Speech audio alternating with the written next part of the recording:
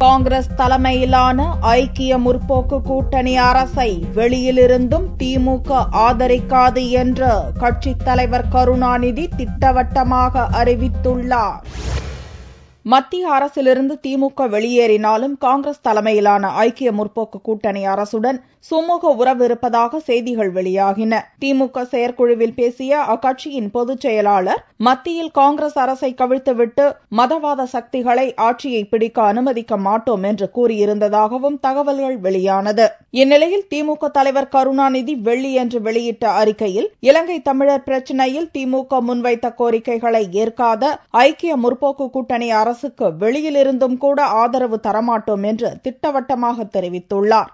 இலங்கையில் நடந்த போர்க்குற்றங்கள் குறித்து சுதந்திரமான சர்வதேச விசாரணை நடத்த வேண்டும் என்று குறிப்பிட்டுள்ள கருணாநிதி, ஜெனீவா மனித உரிமை ஆணைய குழுவில் அமெரிக்கா கொண்டுவரும் தீர்மானத்தில் இனப்படுகொலை என்ற வார்த்தையை சேர்க்க இந்தியா வலியுறுத்த வேண்டும் என்று முன்வைத்த திமுகவின் கோரிக்கையை கூட மத்திய அரசு ஏற்கவில்லை என்றும் தனது அறிக்கையில் குறிப்பிட்டுள்ளார்.